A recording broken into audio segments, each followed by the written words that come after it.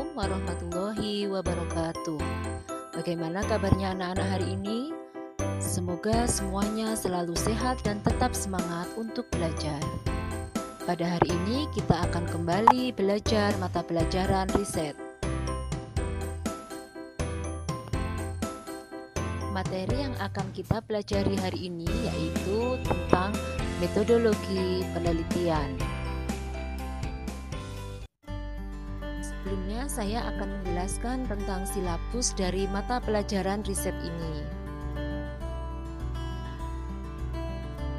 Yang pertama adalah konsep dasar penelitian, 2. Latar belakang, rumusan masalah, tujuan dan hipotesis, 3. Tinjauan pustaka, 4. Kerangka penelitian, 5. Desain dan instrumen penelitian. Yang keenam adalah analisis kuantitatif dan kualitatif, 7. Proposal penelitian, 8. Seminar proposal dan seminar hasil, 9. Pembuatan artikel dan prosedur penelitian, 10. Publikasi ilmiah. Lalu apa itu penelitian?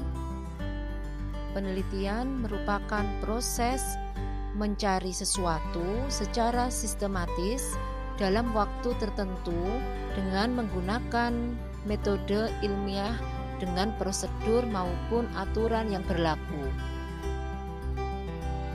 Konsep dasar penelitian. Penelitian adalah pekerjaan ilmiah yang bermaksud mengungkapkan rahasia ilmu secara objektif dengan dibentengi bukti-bukti yang lengkap dan kokoh. Artinya, dalam melakukan riset atau penelitian harus objektif, terpercaya, tidak mengerjakan asal-asalan, membutuhkan rasio atau berpikir yang logis, dan ada buktinya.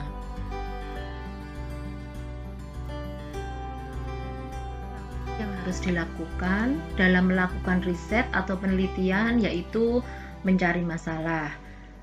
Biasanya kita malas untuk mencari masalah, tapi kalau kita berkecimpung dalam dunia pendidikan, kita harus cari masalah. Kenapa? Karena masalah itu adalah esensi dari penelitian. Contohnya, misal yang sedang sekarang menjadi trending topik yaitu bagaimana cara mengobati COVID-19 atau apa metode efektif apa untuk membasmi COVID-19. Jadi harus tahu misalnya bagaimana struktur protein dari virus corona dan senyawa apa saja yang bisa membunuh atau menghilangkan virus corona atau virus COVID-19. Nah, setelah mencari masalahnya, selanjutnya akan timbul hasrat untuk mencari tahu. Selanjutnya harus mencari jawaban terhadap masalah itu. Setelah ada rasa ingin tahu, maka kita akan berusaha untuk mencari jawaban terhadap masalah tersebut. Makanya ada latar belakang masalah dan rumusan masalah untuk menjawab permasalahan yang ada. Selanjutnya kita akan mencari metode apa yang cocok untuk menjawab permasalahan tersebut. Dan pada suatu penelitian ada dua metode atau pendekatan, yaitu ada pendekatan ilmiah dan non-ilmiah. Kita sebagai akademisi atau mempunyai ilmu pengetahuan, maka tidak boleh asal-asalan, jadi harus menggunakan metode ilmiah. Selanjutnya setelah mengetahui metodenya, maka kita akan mengadakan penelitian dulu atau melaksanakan penelitian pendahuluan. Membuat langkah-langkah atau prosedur, kemudian bahan-bahannya apa, selanjutnya bisa memperoleh kesimpulan. Ini kesimpulannya secara umum saja. Nah, untuk pendekatan tadi yaitu ada dua. Pendekatan untuk memperoleh kebenaran bisa menggunakan pendekatan ilmiah maupun pendekatan non-ilmiah. Nah, ini adalah dua pendekatan, ilmiah dan non-ilmiah. Contohnya pendekatan ilmiah yaitu dengan pendekatan ilmiah orang berusaha untuk memperoleh kebenaran ilmiah, yaitu pengetahuan benar yang kebenarannya terbuka untuk diuji oleh siapa saja yang berkehendak untuk mengujinya. Ini adalah untuk pendekatan ilmiah. Sedangkan untuk pendekatan non-ilmiah, yaitu bisa menggunakan akal sehat, prasangka, intuisi atau naluri, penemuan kebetulan dan coba-coba atau iseng-iseng, pendapat otoritas ilmiah, dan pikiran kritis.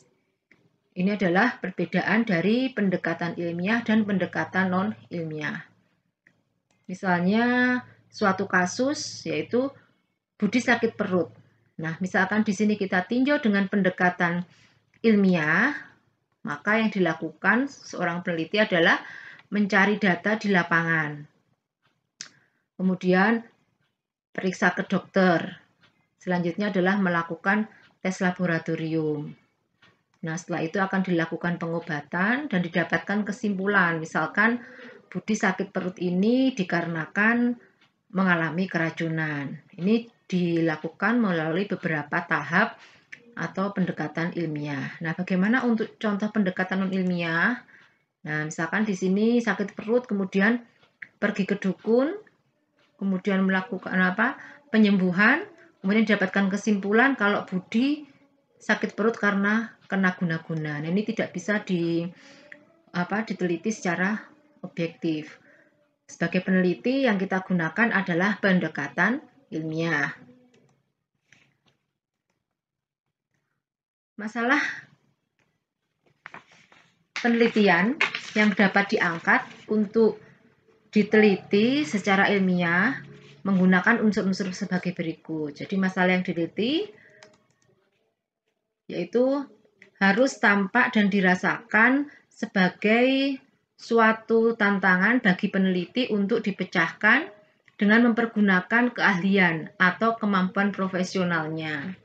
Ini masalah penelitian harus tampak dan dirasakan nih sebagai suatu tantangan bagi peneliti untuk dipecahkan dengan menggunakan keahlian atau kemampuan profesionalnya. Ini mutlak harus bisa dilakukan sesuai dengan kemampuan profesionalnya. Selanjutnya, masalah penelitian merupakan kondisi yang menunjukkan kesenjangan atau gap antara peristiwa atau kejadian nyata dengan tolak ukur tertentu sebagai kondisi ideal atau seharusnya bagi peristiwa atau keadaan tertentu. Jadi kalau kita membuat latar belakang, apakah ada kesenjangan antara peristiwa yang nyata dengan tolak ukur tertentu. Sehingga ketika kita membuat penelitian harus punya masalah yang tajam atau mendalam. Jadi harus tahu dulu masalahnya apa, apakah ada pembaharuan atau tidak. Nah, untuk membantu peneliti muda dalam usaha menyeleksi dan merumuskan masalah dan submasalah yang patut dibahas secara ilmiah, ada beberapa kriteria yang perlu diperhatikan, yaitu masalah penelitian harus dipilih yang berguna untuk diungkapkan. Jadi masalahnya harus berguna untuk diungkapkan.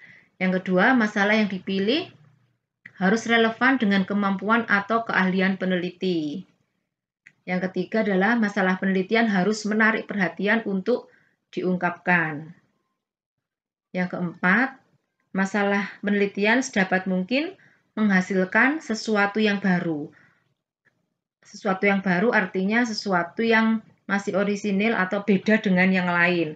Atau boleh mengembangkan yang sudah diteliti sebelumnya, artinya tidak perlu ribet tapi yang sederhana tapi unik. Nah, jadi penelitian ini bisa yang baru atau mengembangkan dari penelitian yang sudah dilakukan sebelumnya. Kemudian yang kelima yaitu masalah penelitian harus dipilih yang dapat dihimpun datanya secara lengkap dan objektif. Jadi harus punya objektivitas, bukan subjektivitas. Selanjutnya yang keenam adalah masalah penelitian tidak boleh terlalu luas, tetapi juga tidak boleh terlalu sempit. Makanya ada batasan masalah, rumusan dan tujuan juga harus sinkron. Kemudian output penelitian. Penelitian yang baik akan menghasilkan produk atau inovasi baru yang dapat langsung diimplementasikan untuk peningkatan kualitas hidup manusia. Kemudian yang kedua, outputnya bisa dipatenkan atau publikasi yang ditulis secara komprehensif dan diakui secara ilmiah sebagai sarana knowledge sharing atau pembagian pengetahuan. Nah, ini hasil penelitian bisa dipublikasikan pada jurnal nasional maupun internasional. Kemudian permasalahannya baru untuk menjadi topik penelitian lebih lanjut di masa depan. Ini bisa permasalahan baru sehingga bisa dijadikan topik penelitian yang lebih mendalam atau lebih lanjut di masa depan.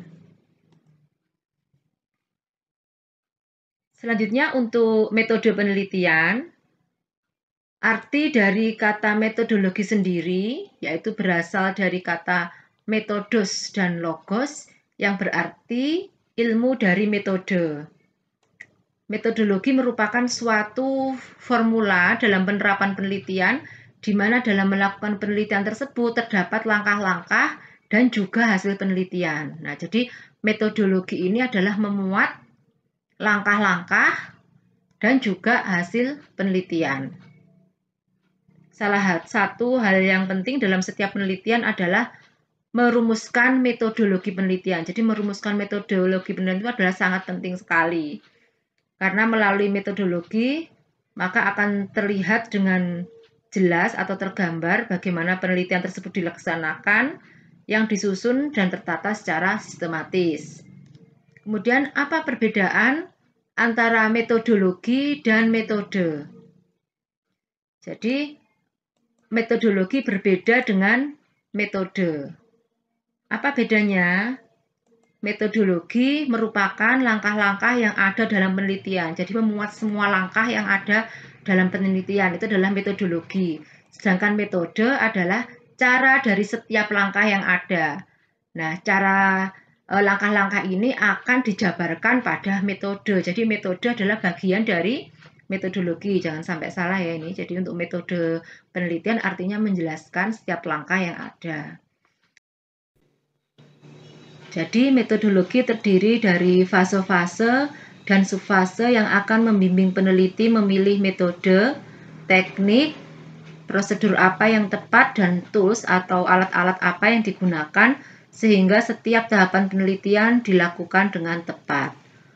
Metodologi juga membantu peneliti untuk merencanakan, memanage atau mengolah, mengontrol, dan mengevaluasi setiap kemajuan. Selanjutnya, apa manfaat dari metodologi? Yang pertama yaitu metodologi membuat kita lebih paham, lebih nyaman, dan lebih responsibel dalam kegiatan penelitian atau riset. Sehingga kita bisa tahu apa itu variabel bebas, terikat, populasi, sampel, bagaimana cara pengambilan sampel, dan lain-lain. Jadi harus tahu istilah-istilah tersebut. Nah, kemudian metodologi juga membuat kita lebih knowledgeable atau berpengetahuan dan lebih berguna dalam mengungkapkan argumen karena selalu berdasarkan pada fakta dan tidak berdasarkan pada intuisi-intuisi maupun bisikan-bisikan. Itu yang ketiga, dengan metodologi kita bisa memaparkan lebih banyak lagi gambaran berupa saran, ide maupun masukan-masukan yang bisa dielaborasi dan dipondasikan berdasarkan fakta-fakta yang ada untuk memunculkan ide-ide baru. Demikian presentasi tentang metodologi penelitian sudah kita bahas. Selamat berriset ria, selamat melakukan penelitian, selamat menjadi peneliti muda. Sekian, Assalamualaikum warahmatullahi wabarakatuh.